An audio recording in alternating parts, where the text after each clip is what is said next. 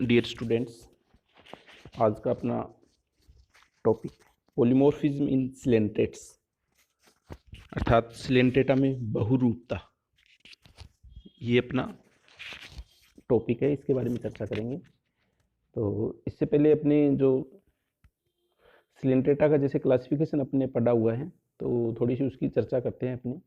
तो जो Coelenterata phylum है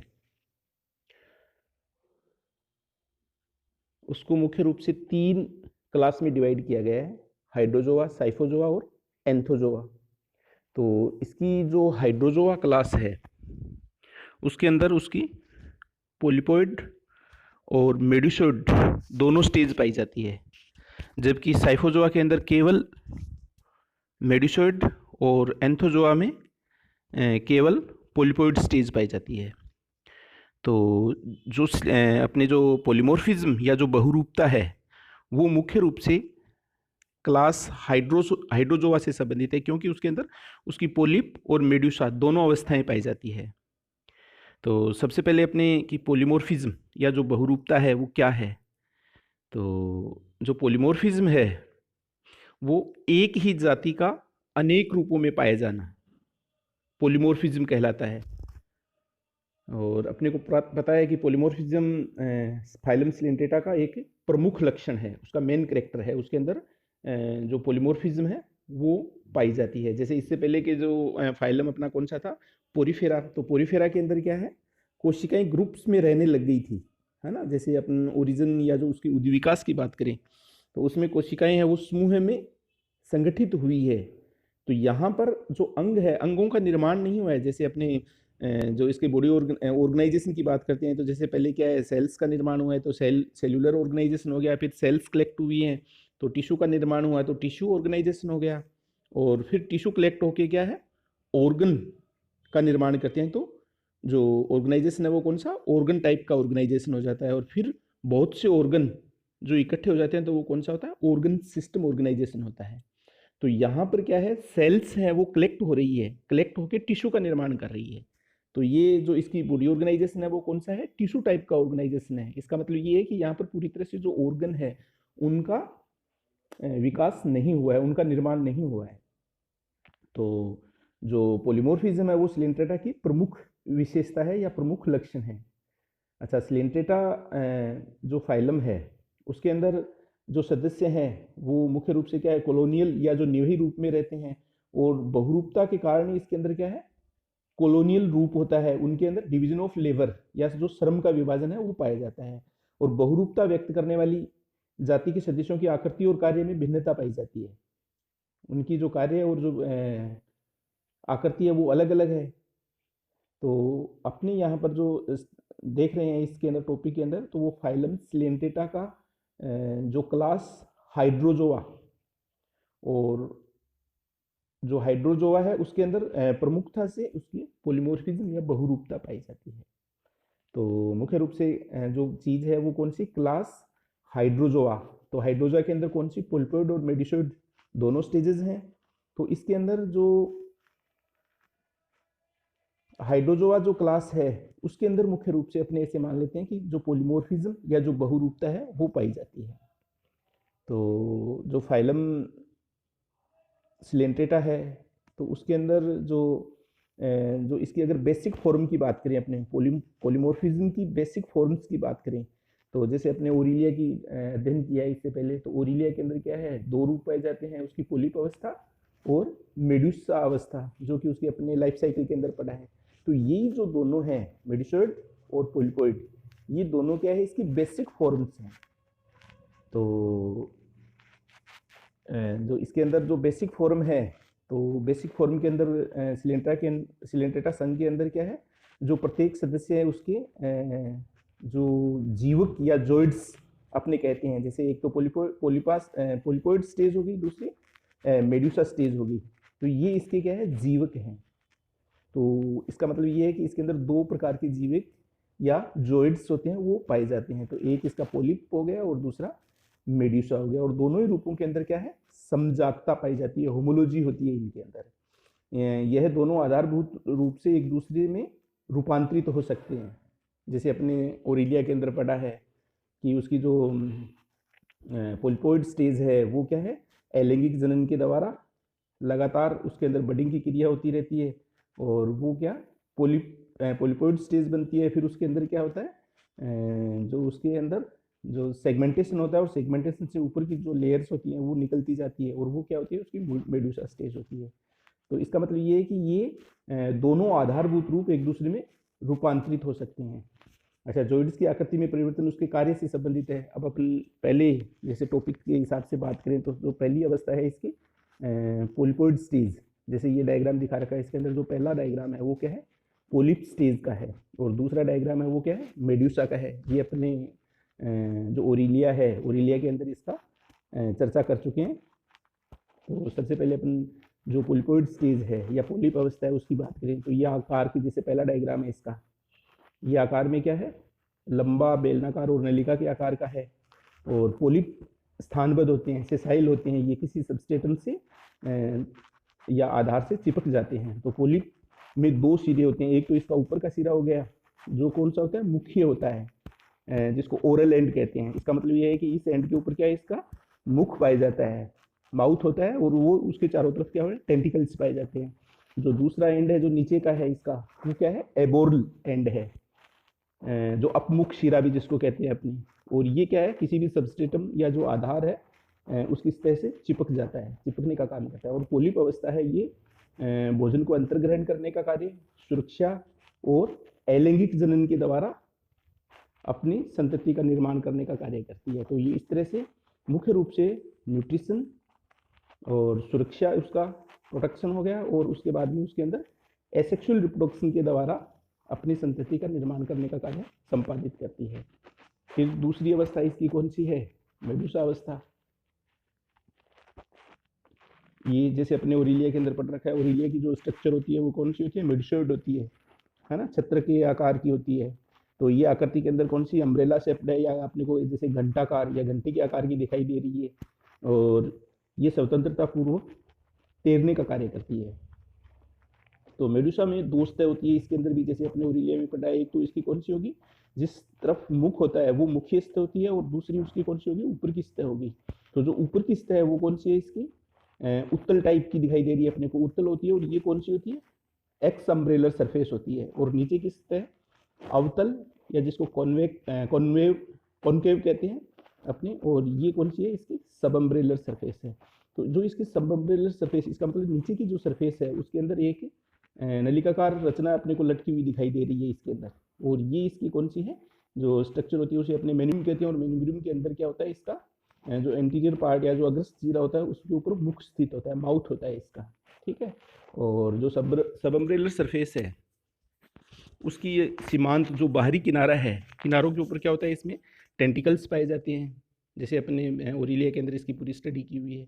अच्छा, जो मेडुसा अवस्था होती है वो कौन सी होती है, इसकी गोनाड स्टेज है। इसका मतलब ये है कि इसके अंदर गोनाड्स पाए जाते हैं, जो जननांग है वो इसके अंदर पाए जाते हैं, और ये इसकी लैंगिक अवस्था है। अच्छा, मेडुसा अवस्था के अंदर ही क्या होता है, जंतु का जो डिस्ट्रीब्यूशन का कार्य होता है वो होता है, जो कि महत्वपूर्ण होता है, जो एक स्थान से दूसरे स्थान पर गमन करता है। ये पानी के अंदर फ्लोट करती रहती हैं और एक स्थान से दूसरे स्थान पर गमन करती रहती हैं। तो ये जो चीज़ है, ये इसकी जो फाइलम स्लेंट्रेटा है उसके अंदर जो क्लास, इसकी हाइड्रोजोआ जो क्लास है उसके अंदर पोलिप और मेडुसा अवस्था पाई जाती है। और ये जो अवस्था है वही इसकी क्या है, बेसिक फॉर्म है, पोलीमॉर्फिज्म की बेसिक फॉर्म। दो अवस्थाएं हो गई, पोलिप और मेडुसा। अब अपन बात करते हैं कि जो हाइड्रोजोआ इसकी क्लास है उसके अंदर मुख्य रूप से जो ऑर्डर पाए जाते हैं, जैसे 5 ऑर्डर होते हैं, तो उसके अंदर मुख्य रूप से एक तो कौन सा है, हाइड्रोइडिया, और एक होता है साइफोनोफोरा। तो इन दोनों के अंदर क्या होती है, इसके अंदर जो बहुरूपता होती है वो विकसित प्रकार की होती है, पूरी तरह से इसके अंदर बहुरूपता या पोलीमॉर्फिज्म होती है वो पाई जाती है। तो सबसे पहले अपने जो इस टॉपिक के अंदर जो आज अपने अध्ययन करेंगे वो है हाइड्रोइडिया, क्लास हाइड्रोजोआ का ऑर्डर हाइड्रोइडिया। तो हाइड्रोइडिया के अंदर जो पोलीमॉर्फिज्म होता है वो जो पाया जाता है वो इसके अंदर अपने स्टडी करेंगे।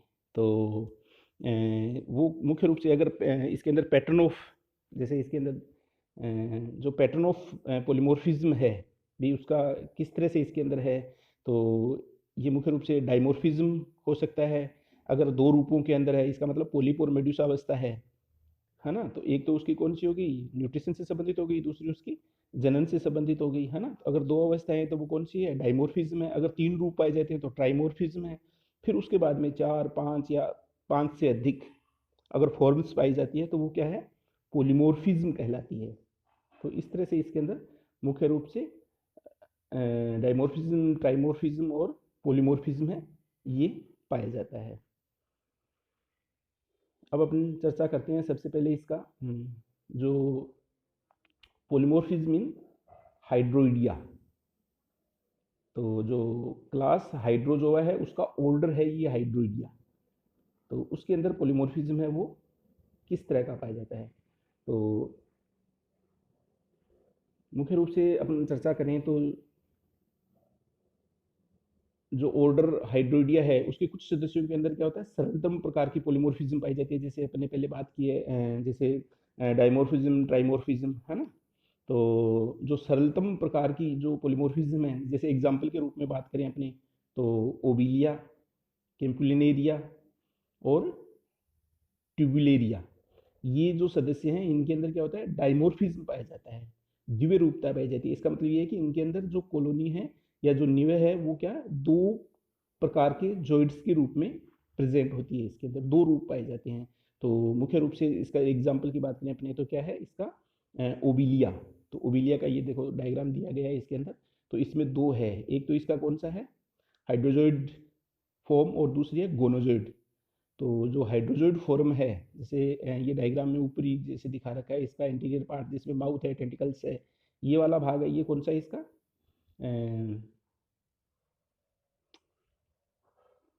गेस्ट्रोजोइड्स, या जिसको हाइड्रेंथ कहते हैं, ठीक है। और दूसरा जो नीचे की तरफ दिखा रखा है इसमें, ये इसका कौन सा है, गोनोजोइड है, ये वाला जैसे इसमें दिखा रखा है ना डायग्राम में। तो ये दो फॉर्म्स इसके अंदर पाई जाती है, और ये क्या है इसकी डाइमोर्फिज्म है। तो अपन बिंदुवार चर्चा करें तो सबसे पहले कौन सा है इसका, गेस्ट्रोजोइड, या जिसको हाइड्रेंथ कहते हैं। तो कॉलोनी को पोषण और सुरक्षा प्रदान करने के लिए जो जॉइड्स हैं वो कौन से होते हैं इसके, हाइड्रोजोइड्स कहलाते हैं। और कॉलोनी में इनकी संख्या सर्वाधिक होती है। आकृति में ये जैसे हाइड्रा पहले आप लोगों ने पढ़ रखा है, तो इसकी स्ट्रक्चर है वो क्या है, हाइड्रा के समान है। तो आकार में ये हाइड्रा के समान होते हैं। इनके अगर सिरे पर मुख और टेंटिकल्स पाए जाते हैं, जैसे इस डायग्राम में ऊपर का जो पार्ट दिखा रहा है, टॉप वाला पार्ट, तो वो क्या है इसका कौन सा, एंटीरियर पार्ट है, जिसके ऊपर मुख और स्पर्शक पाए जाते हैं। फिर दूसरी इसकी जो फॉर्म है वो है गोनोजोइड, या जिसको ब्लास्टोस्टाइल भी कहते हैं, ये वाला गोनोजोइड या ब्लास्टोस्टाइल। तो ये आकार में क्या होते हैं, मुग्धर के आकार के, मुग्धराकार है। और इस जॉइड में माउथ और टेंटिकल्स अनुपस्थित होते हैं, नहीं पाए जाते हैं इसमें। ये अलैंगिक जनन द्वारा गोनोफोर्स या जो मेडिसिफॉर्म होती है उनका निर्माण करते रहते हैं लगातार। तो इसकी जो दो फॉर्म है वो मुख्य रूप से हैं, ये है गेस्ट्रोजोइड और गोनोजोइड। फिर इसकी जो तीसरी फॉर्म है ट्राइमोर्फिज्म, तो जो इसकी ऑर्डर हाइड्रोइडिया है, हाइड्रोइडिया के कुछ सदस्यों के अंदर क्या है, ट्राइमोर्फिज्म भी पाया जाता है, तीन रूप पाए जाते हैं। और इसका जो तीसरा रूप है वो मुख्य रूप से कौन सा, डेक्टिलोजोइड होता है इसके अंदर। तो एग्जाम्पल की बात करें तो इसके अंदर एग्जाम्पल क्या है, प्लूमिनेरिया। जो ट्राइमोर्फिज्म है उसका एग्जाम्पल है प्लूमिनेरिया। तो प्लूमिनेरिया जो जॉइड्स या जो जंतु है उसके अंदर तीन रूप पाए जाते हैं। तो पहला तो कौन सा हो गया उसका, गेस्ट्रोजोइड हो गया, दूसरा गोनोजोइड हो गया, तीसरा होता है इसके अंदर डेक्टिलोजोइड्स। तो जैसे अपन पहले चर्चा कर चुके हैं कि गेस्ट्रोजोइड है वो क्या है, इसके न्यूट्रिशन से संबंधित कार्य करता है, और गोनोजोइड है वो इसका अलैंगिक जनन के द्वारा जो इसकी आगे की जो फॉर्म्स हैं जैसे गोनोफोर्स, उनका निर्माण करने का कार्य करता है।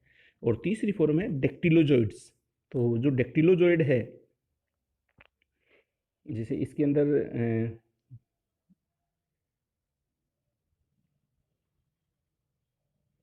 ये वाला जैसे लास्ट के अंदर स्पाइरल डेक्टिलोजोइड दिखा रखा है, ये कौन सा है, वैसे तो हाइडिक्टिनिया का एग्जाम्पल है, लेकिन इस तरह की स्ट्रक्चर पाई जाती है इसमें।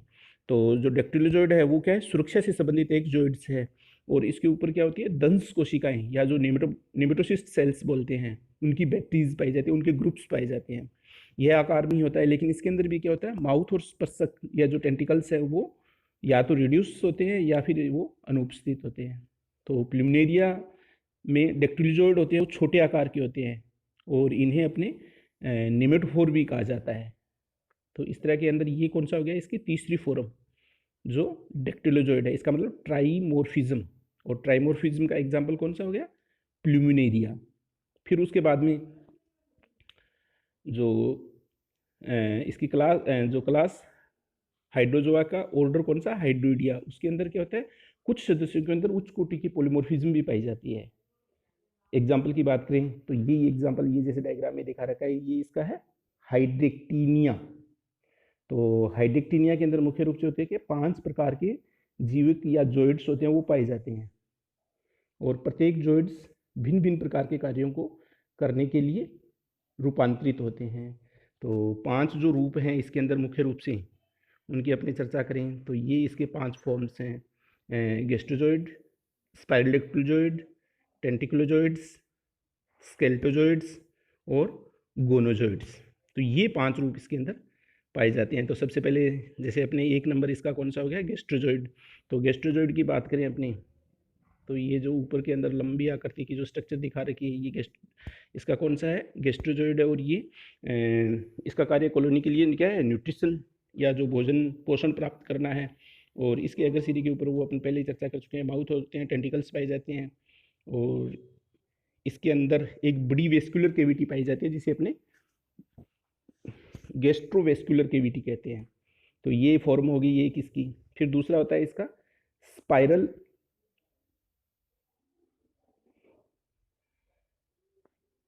डेक्टिलोजॉइड्स। तो ये साइड में जो दिखा रखा है डायग्राम में, ये इसका स्पाइरल डेक्टिलोजॉइड्स। तो ये कॉलोनी का इसका काम क्या है, सुरक्षा प्रदान करना है। तो कॉलोनी के या जो इसकी नींव है उसको सुरक्षा प्रदान करने का कार्य करता है। तो ये सुरक्षा से संबंधित इसके जॉइड्स हैं। इनके अंदर वही दंश कोशिकाएं या जो निमेटोसिस्ट सेल्स होती है वो पाई जाती हैं। और इसका जो एंटीरियर पार्ट है, जो अग्रशिरा है, वो घुंडी के समान अवशेषी टेंटिकल्स उसके ऊपर पाए जाते हैं। तो ये इसका दूसरा हो गया स्पाइरल डेक्टिलोजॉइड। फिर तीसरा टेंटिकुलोजॉइड्स। तो टेंटिकुलोजॉइड्स के अंदर ये जैसे लंबी आकृति की स्ट्रक्चर जो दिखा रखी है, ये इसका कौन सा है, टेंटिकुलोजॉइड्स है। और ये जॉइड लंबी अंगुली के समान होते हैं, जैसे आकृति में अपने को दिखाई दे रहे हैं, इसलिए इन्हें लंबे टेंटिकुलोजॉइड्स भी कहते हैं। और ये कॉलोनी के लिए क्या, संवेदनाओं को ग्रहण करने का कार्य करते हैं। तो ये सेंसरी ऑर्गन है इसका, संवेदनाओं को ग्रहण करने का कार्य करते हैं। इन पर असंख्य सेंसरी सेल्स पाई जाती है। तो ये इसकी तीसरी फॉर्म होगी टेंटिकुलोजॉइड्स। फिर चौथी इसकी, ये लास्ट में जो दिखा रखी है, ये है इसकी स्केल्टोजॉइड्स।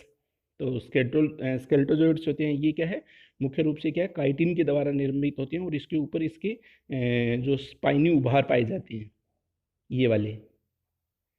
तो ये इसका हो गया स्केल्टोजॉइड्स। फिर पांचवा जो लास्ट है वो इसका कौन सा है, गोनोजॉइड्स। तो ये इसका है गोनोजॉइड। तो ये गोनोजॉइड्स होते हैं, ये लैंगिक जनन से संबंधित इसका ऑर्गन होता है या जो जॉइड्स हैं, जीवक हैं, और इसके द्वारा नर और मादा जो गोनोफोर्स होते हैं उनका निर्माण करने का कार्य किया जाता है। तो इस तरह से इसके अंदर जो इसका जो हाइड्रोइडिया ऑर्डर है, उस हाइड्रोइडिया ऑर्डर के अंदर डाइमॉर्फिज्म, ट्राइमॉर्फिज्म और उसके अंदर पॉलीमॉर्फिज्म, यानी एक से अधिक जो जीवक है, जैसे एक से अधिक, दो से अधिक, तीन से अधिक, फिर 4, 5, 6 जितने भी फॉर्म्स पाई जाती है वो इनके प्रेजेंट होती है और ये इसका एग्जाम्पल है। अब इसके बाद में अपने इसका एक ऑर्डर है जो महत्वपूर्ण ऑर्डर है, साइफेनोफोरा। जो क्लास हाइड्रोजोआ और हाइड्रोजोआ का जो महत्वपूर्ण इसका ऑर्डर है वो है साइफोनोफोरा। और साइफोनोफोरा की विशेषता ये है कि इसके अंदर दोनों फॉर्म्स, जैसे अपन ने इसकी बेसिक फॉर्म्स देखी है, जो बेसिक फॉर्म कौन सी होगी, पोलिप और मेड्यूसा, दोनों स्टेज हैं, है ना। तो फिर इनके इसके अंदर क्या होती हैं, पॉलीमॉर्फिज्म पाया जाता है। उसकी चर्चा अपने जो नेक्स्ट वीडियो है उसके अंदर करेंगे। Thank you.